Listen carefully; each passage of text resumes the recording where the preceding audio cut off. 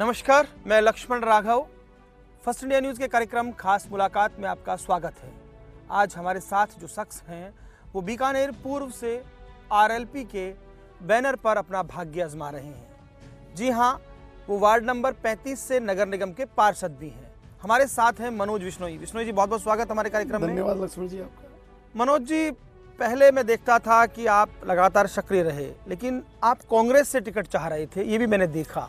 तो कांग्रेस से आरएलपी का सफर, पहले तो मैं ये समझना चाहता हूँ। मैं कांग्रेस से टिकट मांग रहा था, मेरे को पार्षद में भी नहीं दी। मैं निर्दलीय 94 वोटों से निर्दलीय पार्षद में ना, मैंने कांग्रेस को सपोर्ट किया, मगर कांग्रेस ने मेरी भावनाओं को नहीं समझा। 4 साल तक कांग्रेस के लिए भागा, मगर नहीं दिया। तो मेरे को जनता ने कहा कि चुनाव लड़ना चाहिए, तब मैंने चुनाव लड़ा और आरएलपी को चुना। साहब, आपको लगता है जिस तरह से आप निर्दलीय जीते, यहाँ भी कुछ लगता है कि बात बन जाएगी? जरूर जरूर साहब, मेरी बात सुनो। सिद्धि कुमारी जी भाईसा है, आप 5 साल में अगर फीडबैक लोगे तो वो महल से बाहर निकली नहीं है, जनता से जुड़ाव नहीं है उनका। और भाई आप लोग अगर वो पूर्व विधानसभा के सारे पार्षदों के नाम भी बता दे, तब भी मैं आपको चैलेंज करता हूँ उनको। पर जनता तो 3 बार से लगातार चुन रही है। मेरी बात सुनो, इस बार नहीं चुनेगी। इस बार सब जने भाई इजी अप्रोच कहाँ है सिद्धि भाई साहब? अगर 4 आदमियों से मिलोगे उसके बाद में पता चलेगा। हमारे यहाँ पे एक उनके यहाँ गार्डन में वर्क करते हैं, 2.5 साल से उनका गार्डन साफ कर रहे हैं। और वो सिद्धि भाई साहब के पास कोई काम को लेके गए तो भाई साहब ने उन्हें बोला कि भाई थे मन कड़ी देखो डाला को, वो के भाई साहब 2.5 साल हो तो मैं सारा गार्डन ही साफ कर रही हूँ। तो मतलब जुड़ाव है ही नहीं। ये डिप्लोमेटिक बात है या सच्ची बात? सच्ची बात है साहब, आप टैली कर लेना साहब। पार्षद के तौर पर आपने चुनाव जीता निर्दलीय, बड़ा मुश्किल होता है नो डाउट, क्योंकि और भी टिपिकल चुनाव माने जाते हैं, इतना छोटा चुनाव होगा। तो कितना काम आप करा पाए? क्या लगता है कि भाई पार्षद के तौर पर आपने ये किया, कोई संघर्ष, कोई मुद्दा? देखो मेरी बात सुनो सर, मैंने पार्षद के तौर पे मेरे वार्ड में रंगीन ब्लॉक हैं, रोडें हैं, सब लड़ाई करके प्रशासन से रोज मैं झगड़ा करता हूँ। कभी कलेक्टर के कमरे में धरने पे बैठता हूँ, कभी कमिश्नर के बैठता हूँ। उसके अलावा भी मैंने कोविड में भी बहुत काम किया है। और लोगों के भाई मेरे वार्ड के अलावा भाई जो पूरा का पूरा बीकानेर है जो मेरे पास आया, उसके लिए मैं तैयार रहा हूँ। और आप भी चैनल से जुड़े हुए हैं, मीडिया से जुड़े हुए हैं, कहीं ना कहीं रोज खबर आती है कि मनोज ने संघर्ष किया है। खबर आजकल मैनेज भी तो होती है, वास्तव में संघर्ष किया है? नहीं, मेरी बात सुनो साहब, अगर मैनेज है तो मैं अभी कमिश्नर के कमरे में धरने पे बैठा था, वो मैनेज तो खबर नहीं थी। दूसरी बात, खबर मैनेज नहीं, कई बार क्या धरना मैनेज होता है? नहीं, मेरी बात सुनो आप, अभी जो कच्ची बस्ती का मुद्दा था, वो कच्ची बस्ती आज पूरी की पूरी है जैसी बैठी है। अब वो संघर्ष बहुत चर्चा में रहा, क्या था उसमें? उसमें तो विधायक भी आई तो थी उस वक्त। नहीं, विधायक जी आई थी, मगर एक बार आई थी, दोबारा कॉल किया, वो नहीं आई दोबारा। और उसके बाद मैंने आत्मदाह की धमकी दी थी, आप चाहे न्यूज़पेपर पढ़ लीजिए। और कुमार पाल गौतम, मैं कलेक्टर साहब का भी नाम ले रहा हूँ, उन्होंने मुझे स्पेशल बुलाया कि मनोज जी, मैंने कहा हमारे को सुप्रीम कोर्ट जा रहे हैं, तब तक हमें आप टाइम दो, और अगर उससे पहले तोड़ोगे साहब हम आप आत्मदाह करेंगे। तो उन्होंने हमें वहाँ तक का टाइम दिया और हमारे को सुप्रीम कोर्ट से राहत मिली और हमें स्टे मिला सर वहाँ से। क्या वो कच्ची बस्ती के लोगों से बातचीत हुई चुनाव लड़ने से पहले? अरे सब साथ खड़े हैं साहब, वो भी खड़े हैं, पूरे बीकानेर की जनता खड़ी है साहब। अभी आप दोनों दलों में हलचल मची हुई है, दोनों कार्यालयों में मेरी डिस्कस होती है, भाई ये मनोज क्या करेगा? भाई तुम आपस में नेशनल पार्टी हो, आपस में डिस्कस करो ना, मनोज का क्या लेना देना है? मगर कहीं ना कहीं दोनों के सरदर्द ज़्यादा है कि ये वर्कर है और ये वर्क कर रहा है और ये हम दोनों को घर भेजेगा। पर बड़ा मुश्किल होता है ना कि जब 2 नेशनल पार्टी चुनाव लड़ रही हों तो तीसरी पार्टी को वोट मिलेंगे, क्या लगता है? साहब मेरी बात सुनो, सबसे पॉश एरिया बीकानेर का, डॉक्टर्स यहाँ पे, कलेक्टर यहाँ, आईजी यहाँ, एसपी यहाँ, और पीका जी भुजिया यहाँ, अशोक मोदी लोटस यहाँ, रेपोटेड लोग भी रहते हैं और हम लोग नॉर्मल फैमिली भी रहती हैं।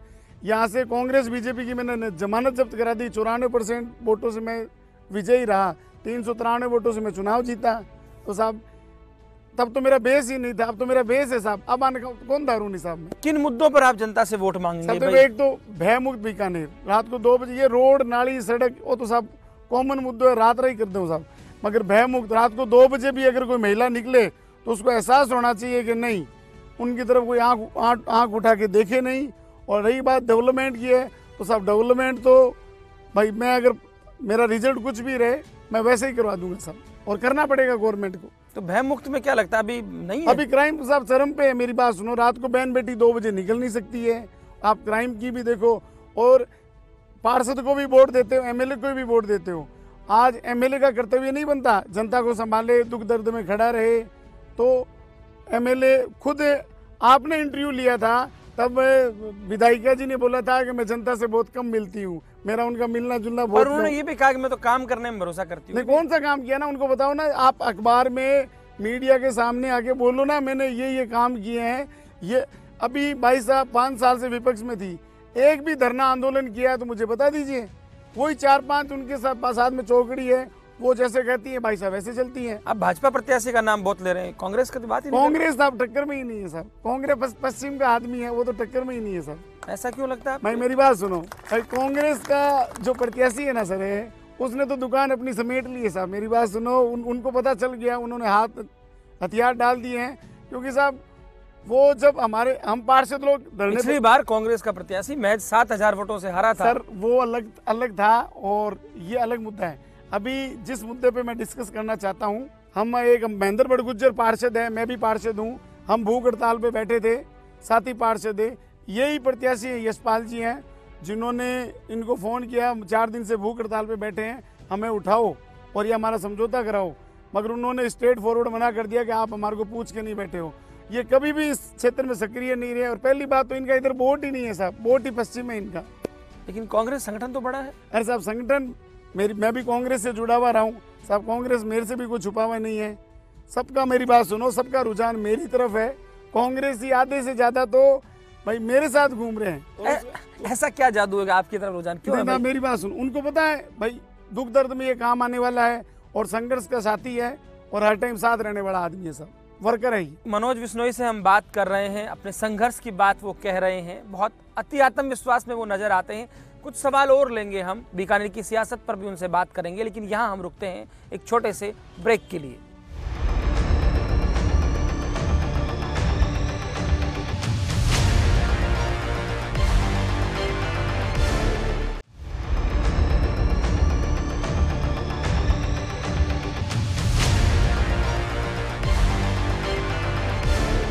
ब्रेक के बाद फिर आपका स्वागत है। हम बात कर रहे थे बीकानेर पूर्व से आरएलपी के प्रत्याशी मनोज विश्नोई से। मनोज जी, आप बता रहे थे और मेरा सवाल ये था कि भाई कांग्रेस बड़ा संगठन है, लेकिन आपने कहा कि मैंने संघर्ष किया, तो संघर्ष में क्या आप ऐसा कुछ करा पाए क्या उस संघर्ष से जिसकी नजीर दी जा सके, हाँ ये मैंने काम करा दिया? अगर मेरे पास 100 गिनाने के लिए चीजें हैं, मगर आपको ये बता रहा हूँ मैं, जो खान का मुद्दा था, खान पे अम्बेडकर कॉलोनी में वो लोग बैठे थे, 300 मीटर तक सबको हटाने का नोटिस जारी कर दिया था, और उस टाइम आप भी कवरेज में शामिल थे, और हमने कलेक्टर को कहा कि मैं आत्मदाह कर लूँगा अगर आपने उनको छेड़ा है तो। उसके बाद में कलेक्टर को बैक होना पड़ा, अम्बेडकर कॉलोनी को सारे नोटिस वापस आए, और वो कॉलोनी पूरी की पूरी बची सर। वहाँ पर खदाने हैं, आपने करवा तो दिया, अच्छी बात है, घर किसी का बचा है, लेकिन उनका ऐसा नहीं होना चाहिए था कि उनका पुनर्वास होता, ज़्यादा अच्छा रहता। पुनर्वास हमने यही बात बोली, हमने उनको ये भी बोला कि आप इनको कोई ना कोई ऐसा बीच का रास्ता निकालो कि इनका घर नहीं उजड़े, इनका आशियाना नहीं उजड़े। और वहाँ पे एक लेडी थी जिसको कोई प्लॉट बेच के चले गए थे, मैंने उसके लिए आंदोलन किया कलेक्टर के सामने, उस लेडीज का वो घर बचवाया, और 2,75,000 रुपये मैंने वापस दिलाए, और वो लेडी भी मेरे चुनाव में बहुत सक्रिय है। पर भाजपा कांग्रेस तो आपको टक्कर में नहीं मानती, वो तो करें हमारा सीधे मुकाबला है। अब वो कुछ भी कहें, मेरी बात ये तो अपने को 3 तारीख को पता चल जाएगा कौन टक्कर में है, कौन टक्कर में नहीं है। अच्छा, लेकिन मनोज जी, जैसे आप बीकानेर पूर्व से चुनाव लड़ रहे हैं, आप जिस जाति से आते हैं, विश्नोई, और देखिए हम कुछ भी बात कर लें, जाति है कि राजनीति में जाति नहीं है, बहुत बात होती है, तो वोट जातिगत तो है नहीं, तो फिर भी आपको क्यों उम्मीद है कि चमत्कार होगा? साहब मेरे वार्ड में 10 वोट है विश्नोइयों के, और यहाँ राजपूत बहुल्य क्षेत्र है और मल्टी कास्ट है, भाई मल्टी कास्ट है, अलग अलग जाति के लोग हैं, वो है, तब भी मेरे को 94% वोट मिले, तो यहाँ जातीय समीकरण टूटा कि नहीं टूटा? तो साहब एमएलए चुनाव में भी तोड़, आप चिंता मत करो ना। यानी आप जातिगत राजनीति को ना करने की कोशिश कर रहे हैं, तो अच्छी बात है, अगर हो पाता है तो। नहीं होगा साहब, जरूर होगा। और कौन से मुद्दे हैं, जैसे आपने बात कर ली कि भाई नाली सड़कें तो बनती रहती हैं, भय मुक्त बीकानेर बनाने का आपकी कोशिश रहेगी, आप चुनाव हारें या जीतें, आप हमेशा उपलब्ध रहेंगे। और क्या लगता है कि भाई जो लगातार 3 बार विधायक बनी, दैनिक जीवन में 50 काम पड़ते हैं और कोई सुनने वाला नहीं होता है, तो साहब इन अधिकारियों की जो नादरसाई कर रहे हैं, और जो गलत, जो सही अधिकारी हैं उनके मैं भी फेवर में हूँ। बाय द वे गलत कर रहे हैं, इन पे नकेल कसने के लिए, इनको बुखार चढ़ाने के लिए साहब मैं जनता के साथ खड़ा रहूंगा, चाहे मेरा रिजल्ट कुछ भी रहे। कुछ लोग आरोप भी लगा रहे हैं कि आपके चुनाव लड़ने से तो सिद्धि कुमारी को फायदा होगा, इसलिए लड़ाया जा रहा है, ऐसी बातें आ रही हैं। चूंकि ये मंच है, आप जवाब देना चाहेंगे इसका? कुछ फायदा घाटा वो तो 3 तारीख को पता चल जाएगा, और दूसरी बात, चलो लोग इतना कहने तो लगे बिना जातीय समीकरण के कि भाई इससे घाटा या फायदा हो रहा है, ये भी मेरे लिए बहुत बड़ी जीत है। तो आप चुनाव जीत के लिए नहीं लड़ रहे, इसका मतलब? नहीं, ये अभी तो आप जो जनता की बात बता रहे हो, 100% ये दोनों अपने घर जाएंगे, बाई साहब महल में जाएंगी और यशपाल जी पश्चिम में जाएंगे। क्यों जनता क्यों वोट देगी आप? मेरे संघर्ष को देगी साहब, मेरे संघर्ष को देगी। मैंने 4 साल तक संघर्ष किए, 3 तो मैंने मुकदमे लिए, मेरे पे मुकदमा लगा, लाठीचार्ज हुआ। एमएलए कहती है कि मैं तो काम करती हूँ, पुलिस के पचड़े में नहीं पड़ती। सही बात पर पुलिस के पचड़े में नहीं, किसी को न्याय दिलाने तो आप आ सकते हो, नहीं आ सकते हो। पर वो कहती है कि सूरसागर की दशा बदला दी, वार्डों में काम के लिए मैं बराबर पैसा देती हूं। में पड़ी हो साहब, हमारी बात सुनो, बाहर ही चाल जाओ आप। सूरसागर की दशा बदल की देना, और एक सूरसागर ही मुद्दों है खाली, इसके अलावा भी तो कई मुद्दा हुएला। वो कहते हैं वार्डों में मैं पैसा बराबर देती हूँ। वो जेब से नहीं दे रही है, विधायक कोटे से दे रही है, और विधायक कोटे से इनको आप विधानसभा में उपस्थिति बताओ ना, विधानसभा में उपस्थिति देख लो, निष्क्रिय है। 15 साल में 15 बार भी नहीं गई होंगी। मोदी आ रहे हैं, कहते हैं हवा बदल देंगे। हमारी बात सुनो, अब हिंदू मुसलमानों का मुद्दों खत्म है, और अब बहुत दिन ढोली हो मुद्दे ने। अब तो साहब हमारी बात सुनो, लोग सब समझ चुके हैं, और माइंड वॉश वाला वो खेल कौन नहीं। कहीं ना कहीं इनको भय लग रहा है कि मोदी का रोड शो पूर्व में से करा रहे हैं। क्या भय इनको? कहीं ना कहीं भय तो लग रहा है भाई इनको। कांग्रेस का लग रहा है, आरएलपी का लग रहा है? मेरा लग रहा है साहब, आरएलपी का लग रहा है भाई। मोदी, हमारी बात सुनो, मोदी जी अगर इतना ही भाई साहब सॉलिड है, जीत रही है, तो हमारी बात सुनो, मोदी रोड शो पश्चिम में कराओ, पूरे में क्या नहीं कराओ, और कड़ी फेरो नहीं मोदी जी ने। तो आपको लगता है कि भाजपा को चुनौती है? साहब ये दोनों पीछे हैं साहब, ये दोनों जन। हमारी बात सुनो, भाई साहब महलरमाई ने राज करी, राज परिवार है, और यशपाल जी आप पश्चिम में दंदो करी। आत्मविश्वास अच्छा है, पर ये अति आत्मविश्वास नहीं लग रहा? साहब अति नहीं है, ये मेरी जनता का प्रेम प्यार है। आप मानोगे नहीं, रोज हजूम उमड़ रहा है साहब। मैं जहाँ बैठा हूँ, भगवान साक्षी है, मैं किसी को फोन करके नहीं बुला रहा हूँ, लोग अपने आप मेरे से जुड़ रहे हैं।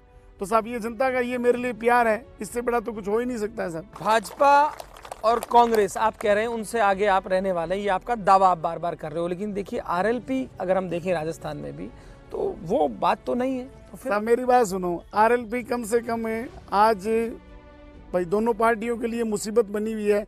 चाबी आरएलपी के हाथ में रहेगी, हराने में नहीं, हराने में नहीं सर, चाबी उनके हाथ में ही रहेगी। दूसरी बात, मेरा खुद का भी तो चेहरा है साहब, 4 साल से मैं भी संघर्ष कर रहा हूँ रोड पे, तो मैं मेरे चेहरे पे भी वो वोट मांग रहा हूँ, साथ में मेरे साथ में पार्टी है, ये कितनी बड़ी बात। मोदी जी आ रहे हैं, आपकी भी कोई आएंगे क्या नेता? चंद्रशेखर जी आ रहे हैं, चंद्रशेखर जी टाइम मेरे हिसाब से आज और कल में डिसाइड हो जाएगा, और चंद्रशेखर जी आएंगे तो ये मेरे को नहीं लगता, ये सारा का सारा सिस्टम ही सारा चेंज हो जाएगा सर। जो चुनाव लड़ रहे हैं वो लोग कहते हैं कि भाई जो मनोज विश्नोई है, संघर्ष के साथ साथ धनबली भी है। अभी धनबल तो साहब मैं गाय भैंसों वाला आदमी पे, भाई हम तो किसान परिवार से हैं। मेरी बात सुनो, नॉर्मल मैं एडवोकेट हूँ, और ऐसा कुछ नहीं है, पैसा वाला मैं हूँ नहीं।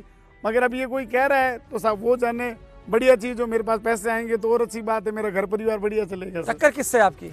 मेरी साहब फाइट सिद्धि कुमारी जी से है, और वो सेकंड रहेगी सर। चलिए मनोज विश्नोई जी, आप जो कह रहे हैं जनता तय करेगी वैसा होता है या नहीं होता। तो ये थे मनोज विश्नोई जिन्होंने हमसे बातचीत की। उनका कहना है कि उनका संघर्ष रंग लाएगा। मुझे तो वो बेहद आत्मविश्वास में नजर आए। अभी आत्मविश्वास अति आत्मविश्वास ना हो, ये तो जनता को तय करना है, जनता जनार्दन होती है। तो खास मुलाकात में फिर होगी मुलाकात किसी और शख्स से, और बात करेंगे सियासी मुद्दों पर। तब तक के लिए दीजिए इजाजत, नमस्कार।